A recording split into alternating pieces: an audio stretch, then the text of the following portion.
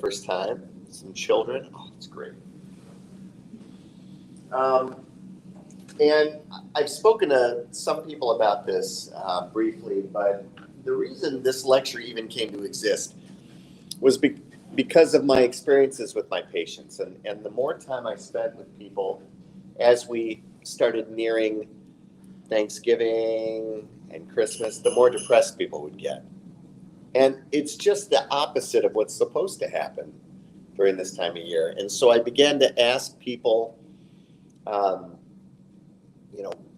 what was going on in their lives? Why were they so depressed or upset? You hear people, I hate Christmas. Oh, I can't wait till this is over. I just want to speed it along. And, we have so much we have to do and all of this stuff. And so I designed this lecture to really address people who, let me just shut this off so it doesn't keep irritating everybody. So that I can help guide people. Because everything in life is a state of mind. Everything. And if you're able to redirect how you think and how you see things, suddenly everything changes. They do a fairly good job with the movie Christmas Carol. This is the concept they're trying to give you, is they say, here is the worst possible person, the worst possible scenario. And throughout these experiences, look how suddenly someone's perspective can change, And the other thing about this lecture is it's really designed for people that at some point in their lives have some kind of recollection of memory of some kind of holiday that they can associate, and it has since changed. All right, so I love this picture. I start off this lecture from photos and ads and such from the 40s. Does anybody know what movie this is from? White Christmas? Yes. Well done. Yes. And so I loved this picture because they're having a Christmas party. They're sitting around, they're talking, they're enjoying each other's company. And she's turning around and she's saying to her friend, isn't this a wonderful party? And this one right here, let's see. I don't know if I can get this pointed where you see. She doesn't look too happy, right? She doesn't look too happy. She's acting the way some people act during these parties, and they're like, oh, when will it be over? I just want to go home. I just wanted to show my face here today. And then I clicked this advertisement for Christmas, and we start to see a little bit of flirtation with. Is there a? I don't want to hit the wrong button here. Is there like a laser? Yes, it should be just this one right here. Oh, the one in the middle. Yep. There we go. So we start to see a little bit of suggestion going on here. So we have these young children who get up. We have the dog. Who knows what he's happy about? He's happy about everything. So, and we have the tree with all of the gifts. And this, we're starting to see some adulteration of Christmas. All right? And then, of course, everybody remembers this, right? Does everybody know who these people are? Obviously, you know who this is, and this one. But does everyone know who this is? How about the kids? Do you guys know who this is? Yeah. He's the one that. If you don't know who this is, and you don't know who this is, then you have to have Dad show you. These are claymation cartoons that I remember growing up with, but they date back to the 60s. Right? We even have people, do you know who these people are? Have you seen this? But you're from another country. Yeah. Yep. So obviously this wasn't something that they showed, but you have to see it. It's wonderful. Okay. The way it was. So, first question, when you think about the holidays, what comes to mind? What do you think about when you think about the holidays? Famous like when I was a kid. Right? What comes to mind? Spending time with your family. Yeah. How about comes to mind? First thing, just off the top. I'd say family. Family? People around, right? People? People around people? How about you guys? My girls. Your daughters? Yeah. How about when you were younger, even younger than that? Your grandmother, right? No, quiet. Your dad before he passed.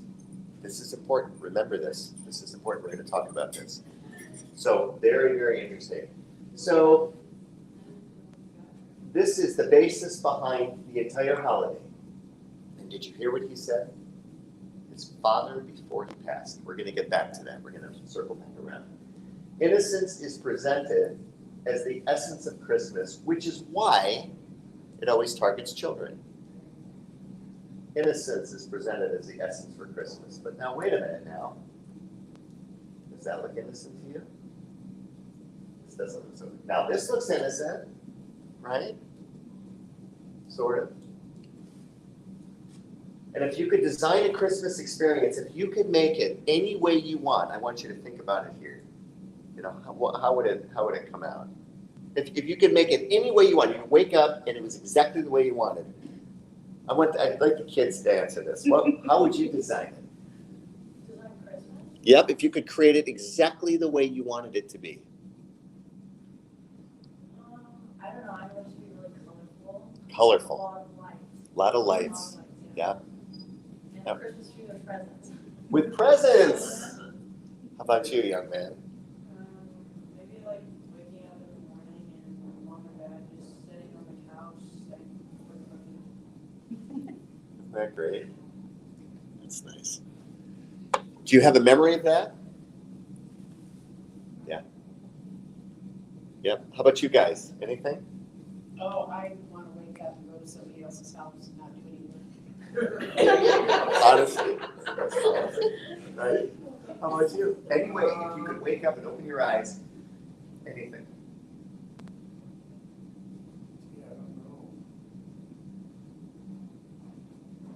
Just think about it a moment. How about you guys? Wake up and the whole family was there. Whole family, even the ones that people that died, right? Yeah. That's very important. Very, very important. So, holidays, you have to think about this. Holidays are a learned behavior, right? So you're born into this planet, and you start to grow up, and your parents take you, or somebody takes you to a holiday party. This is a holiday party. This is a Christmas tree. This is Santa Claus. This is your, weird Uncle Joe. And this is, right? And so you begin to learn about these things based on what you see and what you experience. This is food. This is what we eat for Christmas. This is what we listen to on the radio. This is who we love. This is who we don't love. Movie stars, movies, etc. And that changes, right? So that changes depending on if you're born in America or if you're from another country. Sometimes the focus is around very specific food. I know that my wife, who's Italian, they do this like 7 fishes meal. Like that was the first time I'd ever had it. We went to like 7 fishes. What's 7 fishes, right? So it's 7 fishes. This is what they do. And for the most part, you can get into it as a child because as a child, you don't have any opinions on anything really, except, no, I don't like eating that, and I don't like the taste of that, and I don't like that toy, and I don't want another pair of socks. But you go along with it. You go along with it, you hang and you kind of drift along, okay? And we learn good habits, about being family, being happy, and we also learn bad habits, unfortunately, because we're human, and our parents and our grandparents and our grandparents' grandparents, they're human too, and they do some things that are just not real tasteful, and we learn those things, and those become our experiences of the holidays, right? Early, but those become our experiences. So let's talk about gifting, and when it really became popular in American society. In order to do that, I have to take you back. I just want to see something real quickly here. Okay. Take you back to the World War II. So what's interesting about the movie White Christmas, if you haven't seen it, you really should. There are parts of it that you can fast forward through that may be boring to you, like some of the dance routines. You really don't care about that because that was something in the past that people just couldn't wait to watch that we don't so much like now. But the story is very important. The story of what it's about and how it all plays out because it gives you a window into history, right? And so, first of all, almost everybody that had a relative that was in World War II. You're talking about a time in history when the entire world, the developed world, was at war. The entire world was at war. For young children, that's hard to imagine because you've never even seen, an argument between 10 people. I mean, it's the entire world. So somebody in everybody's family was overseas fighting, and there was literally nothing available in this country. So if your refrigerator broke, you better figure out how to fix it. You go out to the car and pull a piece off the engine because you're not going to be able to go buy it. You can't get another fridge. All manufacturing of every single solitary item stopped so that they could build guns and bullets and clothing and food for all these people that were overseas fighting a war. That included toys. So there were no toys. And because there wasn't a demand for all of these things, when people worked, many times, most people worked in factories building bombs and bullets and all this stuff. They called it what? The war machine, right? The war effort. Every single time somebody went, some of you people will remember this because you're old enough to remember this. Every single time someone would go to a movie theater to watch a movie, the beginning, before the movie even started, they would show you clips from the war to get you up to date as to what was going on. All these people that died and all these things that happened, right? So this went on for years. We're not talking about a year. We're talking about years. People were in the war mindset for years. And they were living with the bare minimum. You couldn't even get butter at the store. You couldn't even get butter. They invented something that you could put on your food called oleo, which was a plastic derivative that you would buy in the store. It was a big gray block of something. You would melt it down and you would pour in this yellow liquid, and you'd stir it around, and then you'd pour it in these molds that looked like butter, and that was butter for 5 to 7 years. That was butter. So you couldn't get anything, right? So the reason I'm telling you this in detail is this went on and on and on and on for years and years, and suddenly the war ended. Well, when the war ended, everybody was so tired of holding back and not spending any money and not getting anything new. I mean, they had refrigerators that were from the 40s that were barely running, and cars, that just were in terrible shape, right? So when they came back here, suddenly now America had to come back to life. We needed to print newspapers, and we needed janitors in the schools, and we needed to rebuild things, and so everybody got a job, right? And now everyone's got money because they all have a job and they're all working and everyone's making money. Well, guess what happens? Now all of a sudden, they're like, you know what? I'm getting a new car. And I'm getting a new fridge. And you know what? This new cool little item called a mixer on the counter, I'm going to get that for my wife because now she doesn't have to mix this when she's making the cookies, right? Or we're going to get something called a washing machine because for the past X number of years, we've had to do it by hand and hang it outside on a line, right? So that was the start of everything that was going on. And I put this clip in. It's a real short PSA. Can we play it? Can we hear it? I have a whole, yep, yes. Awesome. Give you an idea of, this is Christmas time, right? So movie stars would come out, television show stars, and they would make announcements. These were their messages at Christmas time then.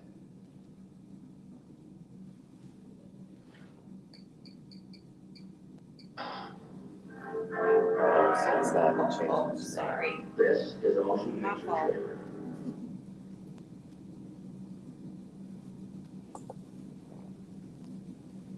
Yeah, I know it doesn't. Ah, there we go. There we go. And I'll take just a hot minute to get right back on. Running time, 1 minute and 50 seconds. You've seen many of them. Usually they're shorter scenes from a new picture. This one is different. You're seeing a reenactment of a true life tragedy. On a motion picture set, tragedy, of course, is make-believe. The actors can walk away from it because it never really happened to them. In our own lives, we can't. We can only try to prevent it. Now, the tragedy in point is tuberculosis. Thousands of Americans died of TB last year, needlessly. These TB victims were unlucky because TB can be prevented. And here's how. Each of us can help cut ourselves right out of the TB picture with Christmas seals to fight tuberculosis. Now, no collection is made in any theater for Christmas seals. They're mailed in a letter from your Tuberculosis Association to your home. And in the privacy of your home, you decide if you want to contribute. I hope you will. Why? Because progress in the fight against TB, since the very first Christmas seal was sold, has been a saving of more than 8.5 million lives. Now that's a lot of people to save from the tragedy of tuberculosis. To them, and to many of us, TB may never seem real, but to someone, every 6 minutes, every day, tuberculosis is something that is suddenly happening. Now, it could be any one of us. Poor, rich, race, age, or sex make no difference. These do. Answer your Christmas seal letter today. Thank you. I remember Christmas seals.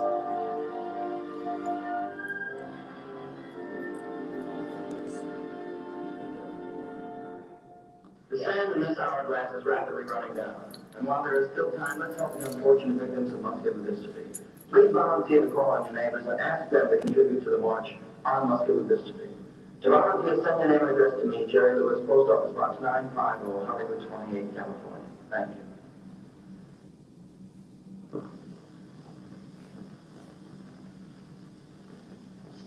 Hi. Friends, I have something kind of important to talk to you about. You know, in hundreds of cities, the Marine Corps Reserve, through its Toys for Tots campaign, provides Christmas toys for thousands of youngsters who might otherwise be forgotten. And you can play Santa Claus to some child this Christmas just by buying an extra toy, sending it to your birthdays. The Toys for Tots. Thank you so much. Oh, Merry Christmas. From Mr. Jack Lemmon. Christmas packages are the darndest things to do up, I think. At least they are for me. I guess it's just one more thing that needs a woman's touch to do just right. But you don't have to be an expert to add the perfect finishing touch. Christmas seals. You can be as good as the next man at this and be proud of it, because Christmas seals are more than just pretty decorations. Every Christmas seal we use on our packages and on our Christmas cards, too, adds real meaning to our gifts and good wishes. Christmas seals help protect every one of us, every man, woman, and child from tuberculosis.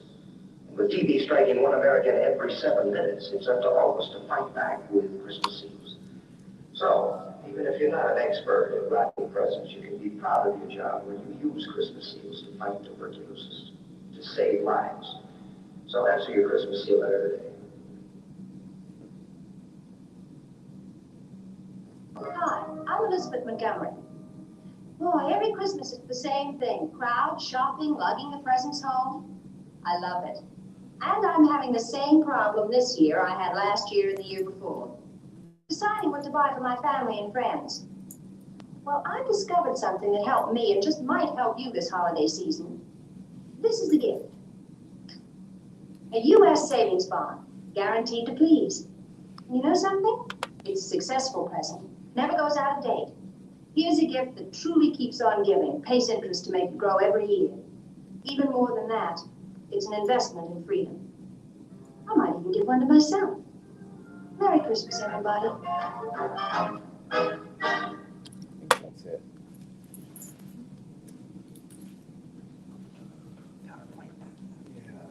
So it's interesting watching those, isn't it? Show your daughter how much you love her with this beautiful gift. It says. It's interesting, isn't it, to watch that? Kind of boring, huh? For the kids. Kind of boring. Nothing fancy. They talked about Christmas seals. They talked about people donating, people buying things for Christmas. But they were talking about like investments and all of these things. Never once did any of them talk about, well, Toys for Tots, one person did, right? But it's interesting because it set kind of the picture of how it was. So why do we have holidays at all? Why even bother? Well, it's interesting. When I went with my wife to Italy one year, it was summertime, and all of her uncles and cousins were off for the entire summer. And I was amazed. How do businesses function if people just don't, they don't work the whole entire summer? But they do. They give them the summer off. And they would go to the shore, and they would spend time with their friends, they'd spend time with their families. In America, we work very, very hard, sometimes way too hard. We spend way too much time doing things that are not family-oriented, but are business-oriented. And the time designated to reflect on all the hard work we do and the family we have and the time we have together as a family is lost because of all of the hard work that we do. Well, Europeans have lots of time off. They even got extended time after childbirth for both mom and dad, which is something that is relatively new for us in America. So think about this for a moment. You've got the summer off, you've got extended extended time off for childbirth. You have all the regular, like Christmas, and you've got other holidays. We have very few holidays that we get a day off for. And even if we do get a day off for some of the holidays, we either work the day before or the day after, right? So if you don't enjoy the few holidays you have in this country and all you do is work, your enjoyment, can you imagine? Well, you would enjoy nothing. Right? There's never a scheduled time for you to take a break. If you are dreading the upcoming holiday, then it's going to be absolutely miserable. Commercialization was non-existent until after World War II. People simply did not have the money to spend. And you know what? People were happy. They spent time together. It's like when I take my kids' electronics away from them. They're angry with me for about 3 hours, and then suddenly they start to play together, and they actually start to do things.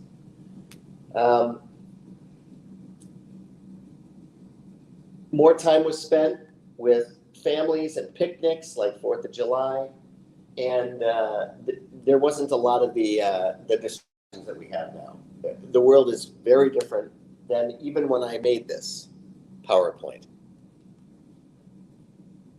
Did anyone see Back to the Future? Yeah, you guys saw it, Back to the Future? Did you guys see it? There was a scene in that. It's an amazing movie about a guy that ends up accidentally getting transported back to 1955, right? And he's in his current clothes, and getting into a car. Your dad can show you the movie. But there was a scene in that movie where he ends up accidentally in his grandparents' house with his mother and her siblings as children, and he's sitting down to dinner with them, and he can't tell them who he is, right? And there's a scene where the one kid says to him,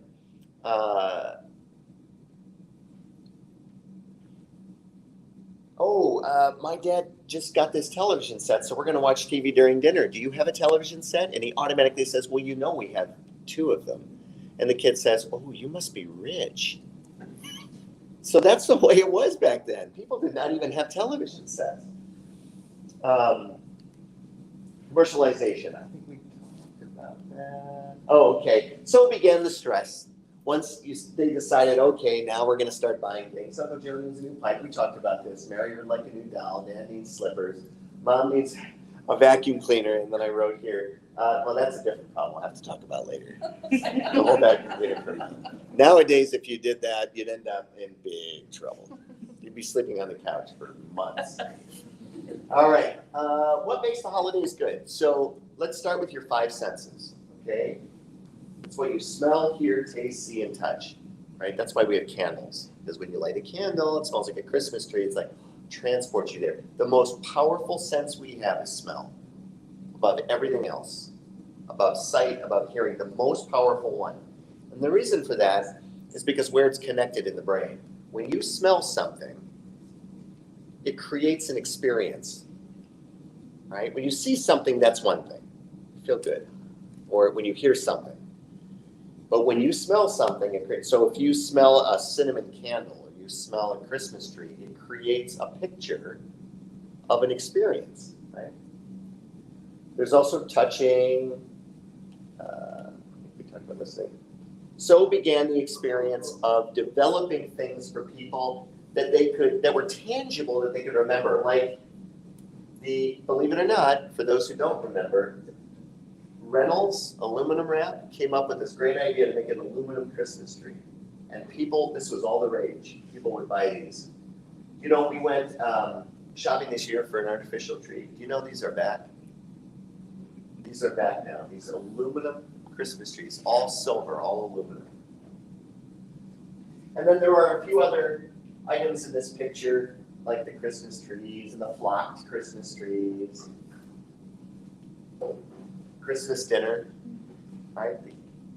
The candles, the smells, the noises, right? The dishes, you hear things being clanking around, and then you smell the turkey or whatever it is that's cooking, and then maybe you've got a fire going, and you have your Christmas tree lit, and maybe there's if this is a real fire, you hear some noise from it.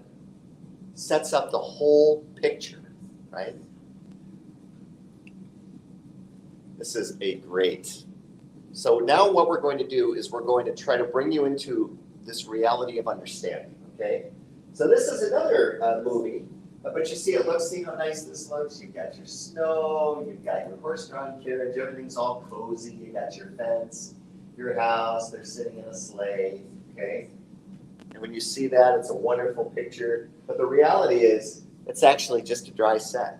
There's nothing at all there. It's, you standing here, this is all fake snow, this house doesn't even exist.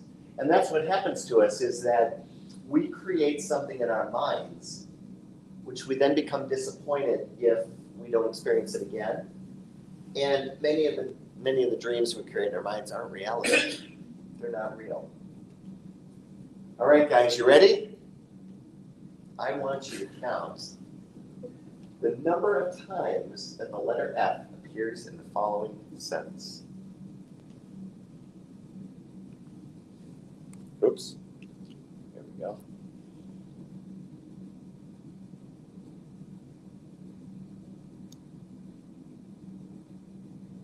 All right, 10 seconds.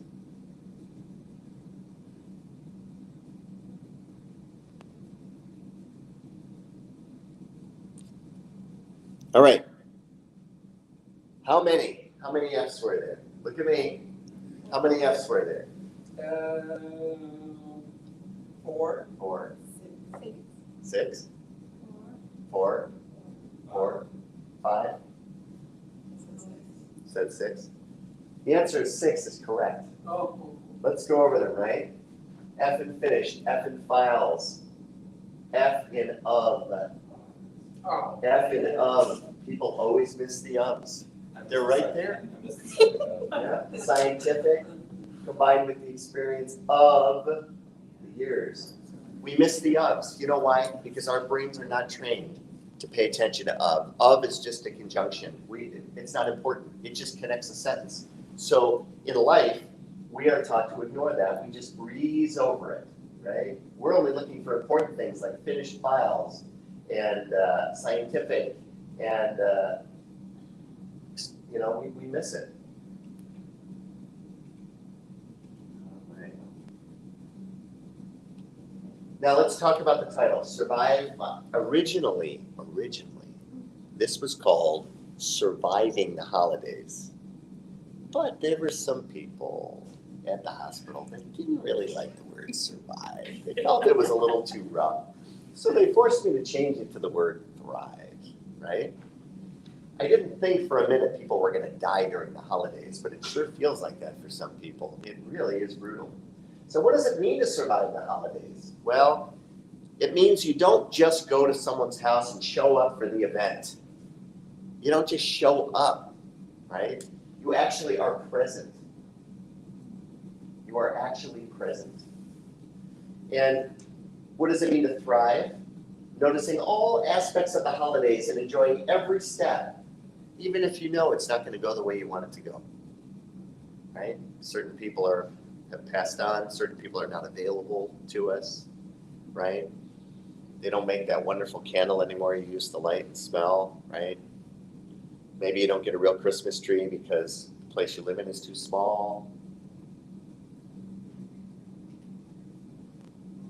What does being present mean? What does being present mean? Your presence in this moment is not affected by any troubles that you have currently, from the moment that just passed or the moment that's yet to come. You are absolutely right here. You're thinking about everything. You're thinking about the sound that you're hearing from this device. You're thinking about the color of the ceiling. You're thinking about the carpet, the food that's on the table, right? Even being tired or hungry or scared or cold or hot can interfere with this. It is so easy to be pulled out of being present by so many different things that you have to work really hard to be present. Think about how often you're present at your job, right? There's so many things going on all at once. The phone's ringing, they're messaging you, you can't even spend a moment focusing on what you want to do because you have all these other things. And unfortunately, when you leave, it doesn't go away. Health conditions, that will interfere with being present, because every time you go to stand up to go walk over to the Christmas tree, you're in pain, right? Or it's difficult. You need a walker. You got to maneuver. It's not easy anymore, right? All these things can interfere with being in the moment. What's a paradigm? Have you guys heard the term paradigm? Sort of. I love this word. I hated it when I learned it, and I love it now, because it is the answer to most issues. Paradigm is a belief system. This is the technical term. In science and philosophy, a paradigm is a distinct set of concepts or thought patterns, including theories, research methods, postulates, and standards for what constitutes legitimate contributions to a field. A paradigm is a belief system. It's what you believe and what you think and how you think things should happen, and what you think you can do and what you think you can't do, what you think will happen, what you think won't happen. And believe it or not, every one of us that's in this room has a different paradigm. Doesn't matter if that's your dad. You all have a different paradigm. Because at every moment of life that you live and experience you have, it shapes what you think is going to happen and how it's going to happen, right? One person says, I like a flocked Christmas tree. Another person says, I like a regular one, right? That's a simple example. But here's the thing about paradigms. Once you transition from one paradigm to another paradigm, you can't ever go back. Because you have just realized something that has taken you into the next paradigm that you can't take away from your mind to allow you to go back to the old one. If you come to work, I use work because most of us are familiar with that, right? School's the same thing. It's the same thing. It doesn't matter what you're doing when you're there. If you get off the bus, get out of your car, walk in the door, and the first thoughts that come to your mind or the first feelings, that's your paradigm. Oh God, oh, it's Thursday. I just want to get through Thursday. I can't wait. It's almost over. It's only 5 patients left. Only 6 jobs left. Only 15 minutes left. Right? It's almost 3 o'clock. Bell's going to go off. I'm going to get out of here. You start thinking about what you're going to do. That's a paradigm. That's a belief system. That's what you think, how you feel, and how you should approach something. Right? Changing that is very, very hard. What you realize, though, in a paradigm, is what you manifest. That's what you live. Right? And what you believe, I just said, you manifest, you create. All right. So where do we learn these paradigms? Where do you think we learn them? Where do we learn these paradigms? First learn these paradigms. From our parents. That's right. That's right. From whoever it is that is the parental figure.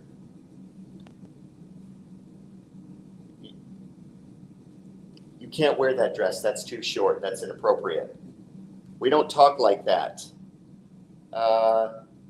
You must eat your fruits and vegetables. Let's eat dessert first. It's good anyways. We'll have that first, and that's what we do. We don't hang out with friends like that. Do you know when I was growing up, my parents got divorced? I'm telling you my story. My parents got divorced. Now, I was born in 1971. There are people certainly that are older than I am, maybe. A lot of people that are younger than I am, maybe. But I was born in 1971, and in 1971 to 1978, you didn't hang out with kids whose parents were divorced. If there was a child whose parents were divorced, that child was considered a troubled child. So there were parents that would tell their children not to hang out with me because my parents were divorced. You imagine, right? This is a paradigm. This is a paradigm, right?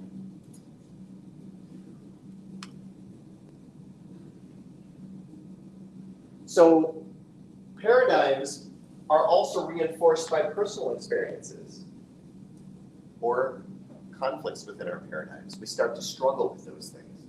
A lot of people get divorced or families separate or break up because suddenly there is a paradigm shift. Someone has a paradigm shift and it's no longer compatible with the other people that have the same paradigm, right? We don't go to college. We go work. What, you think you're better than everyone else? Well, you're going to go to college because you think you're better, or you think you're smarter than everyone else? This is a paradigm. And then you say, well, I'm not yet, but I will be. So I obviously can't communicate with you any further, right? So that's how these things happen. Friends can influence our ability to suddenly realize something.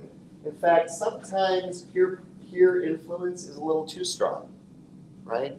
I see someone shaking their head. Oh yes, peer influence. I told my daughter who's 12, if you could just go to school and be you and not care what anyone thinks, you will have the greatest middle school and high school experience that any child's ever had. Do you think she's going to do that? No. That's a paradigm. And everyone, by the way, goes through a paradigm shift when they get out of school. They go through a paradigm shift. Otherwise, we'd all still be thinking like high school students or middle school students, right? So they can influence our ability to realize the paradigm and sometimes keep us in a paradigm. Dude, you're gonna move? Why? You're gonna break up the group. You can't leave, right? We have to all stay here. Misery loves company, All right, here's examples. I'm a loner. I've always been a loner and I'll always be. I don't like people. How many people have heard that? I don't like people, right? I love that one. I don't like people. Right? I don't like people. What do you like? I don't like people? I'm lonely. Yeah, we don't celebrate the holidays. It's too expensive. Yeah, I don't hear that so much, but I have heard that a couple times. We don't celebrate the holidays. Bad things always happen on the holidays, so we don't celebrate them. Holidays suck. I can't wait till I've had people tell me, I can't wait till this is over. Why? So we can get back to staring at each other and not having any break? Is that why? You'll be sitting there, I'll be sitting here, it'll be over as fast as you can. So we can just sit here and stare at each other, right? I mean, it's like, what are you rushing towards? Reframing. This is a good word that helps you to change a paradigm, to shift things, right?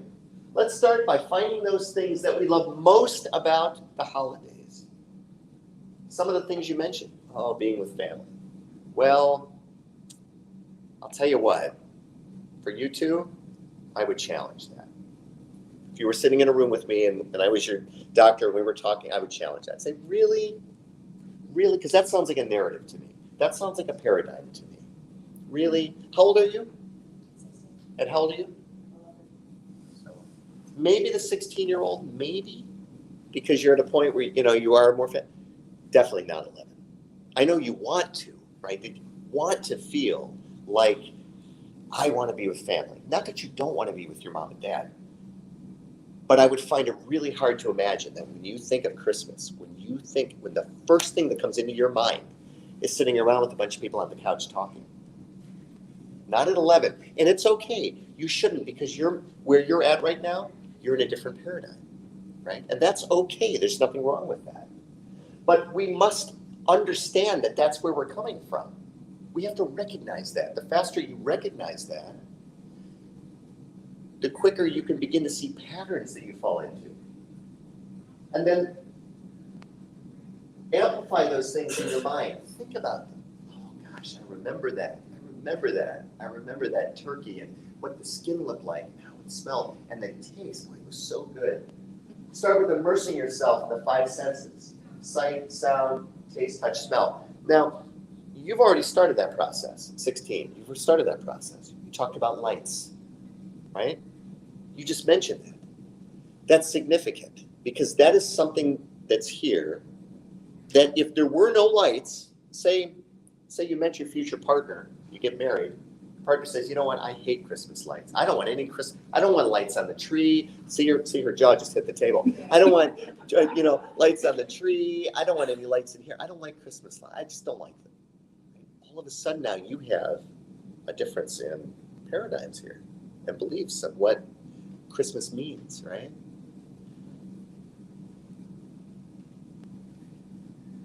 So let me tell you about a personal story. So when I was growing up, like I said, my parents were divorced. My father was, he's a dentist. And loved my father. And we have a good relationship. And he is now very happy that he had a child. But I'll be honest with you, he probably never really ever wanted children. It never really was his bag. He was a very independent man. He very much enjoyed being divorced and being single. He was the kind of dad that he would provide, and he was kind. He was never nasty or mean. I'm sure you guys have stories of family members that are just horrible, mean, awful people. That wasn't his story. But he was all about himself. And he tried. He really did try. But it was about him. And the more somebody is self-absorbed in their situation, the less present they are.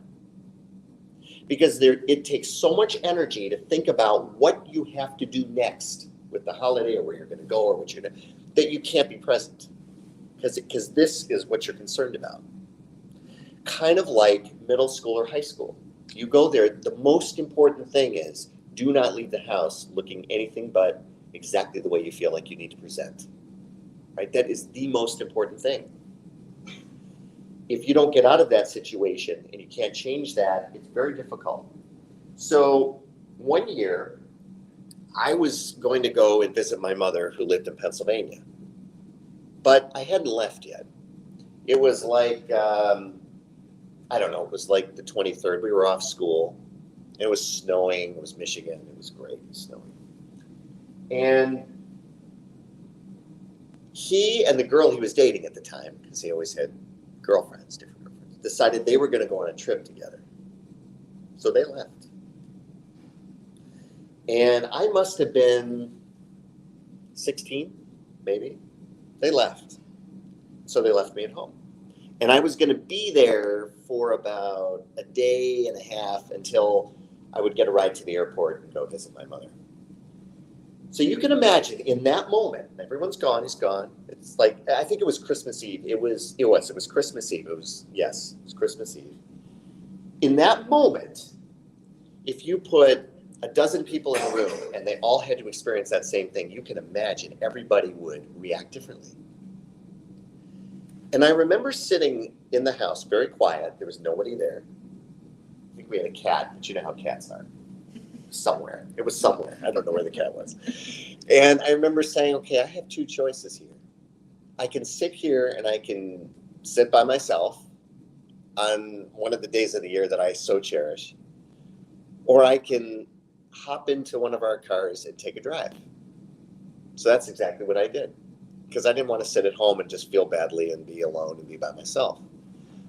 When I did that, unknowingly, I suddenly changed a paradigm and I shifted a course of direction that forever changed everything. I got in the car, drove down the street. My brother and my sister, who were waiting for me in Pennsylvania, were not home, but I drove to their neighborhood. And they had this cute, do you remember the Polar Express? That's what their neighborhood was like. It's like these little houses, old houses. And I'm driving through and it's snowing. And they had those, what, luminaires, is that what they're called? Down the street. And I remember looking at them. Now, nobody was there. Like, I couldn't go and say hi to anybody, but I was by myself. And I remember absorbing everything I was seeing and feeling. And it was so, it just felt so good to be in that situation because it was my experience. It wasn't anyone telling me, this is a Christmas tree, this is lumen, this is how we do it, this is what it was my experience that suddenly shaped and developed what had happened. And then I spent some time driving around, looking at the homes, looking at the lights, looking at the trees, and then I just went home. But I remember that vividly because it was something that many people would have not done. They would have sat home, they would have been upset, maybe even a little angry, a little resentful. So now you're taking Christmas Eve and you've got all these negative emotions you're attaching to it from a single experience that you can't release. And that is part of where this experience happened. I call it a Devonshire moment because that's the street my brother and sister lived on that I drove down to go look at the luminaries. And so the point of the story is that no matter what experience you're in, no matter what happens, you have a choice. You always have a choice. You can react to it any way you want, and you can experience it any way you want to experience it. And that is the most important part of the lecture. Many of us have lost our parents, our grandparents, the people that ran Christmas, and then we're forced to take over, right? And we're not ready to take over. I had a patient who was crying. She was telling me that her mother had died, and it was last year before Christmas. And she said, and we got to talking, and it came out that now she's got to be matriarch. She wasn't ready to do this yet. No, she was in her, I think, late 40s, early 50s. She wasn't ready yet. She still wanted to go see mom. She wanted to have that experience. So that's how she had associated everything, right? So the key is that when you start, the minute you start to feel uncomfortable, the minute you start to experience something in the holidays that make you unhappy, you shift the way you see it. You shift your paradigm of belief. You shift how you're going to react. Maybe I'm going to go to school tomorrow and I'm going to start to talk to people I didn't talk to before. I'm going to start to notice things I never noticed before. I'm not going to let all the work and all the pressure bring me down. I'm not going to let that happen, right? So think about this as you go through. Anything you want to do, you can do. Christmas doesn't mean anything at all until it means something to you. Christmas, Hanukkah, anything, Easter, they're just words. So you create it. Some families are so broken up, they don't know where to go. They don't know what to do. I tell them, you know what? Get in the car, drive up to Leavenworth. Spend it there. Go to down to Oregon. Spend it there. Be non-traditional. Think outside the box. But if you're unhappy with the way things are currently, change them. Change them. Find a way to change them. And that's it. Powerful. Thank Yes, you. you like that? Taylor, Thank you. Does anybody have anything to say? All right. We did a new tradition. We went to Leavenworth for Thanksgiving this year.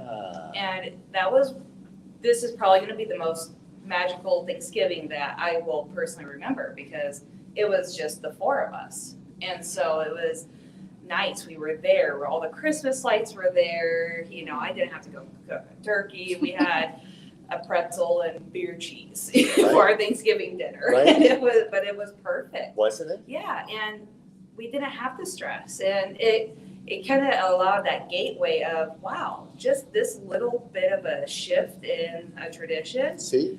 makes a big difference. I'm looking forward to Christmas. Like, I'm gonna host Christmas Eve.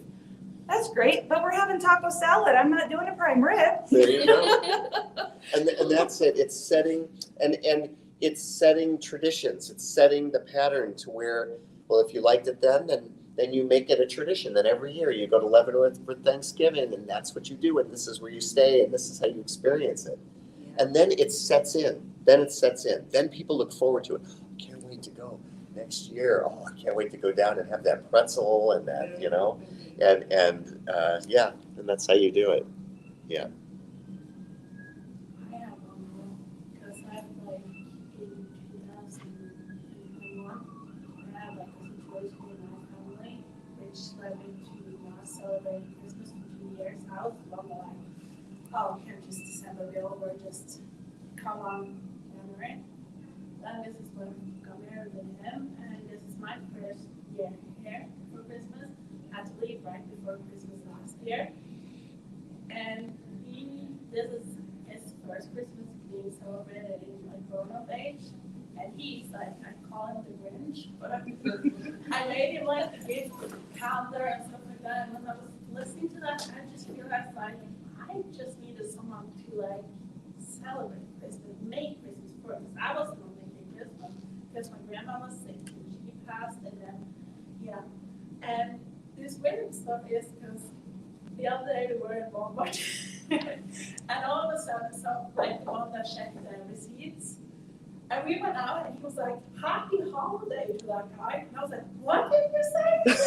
And he was like, you need to hear that.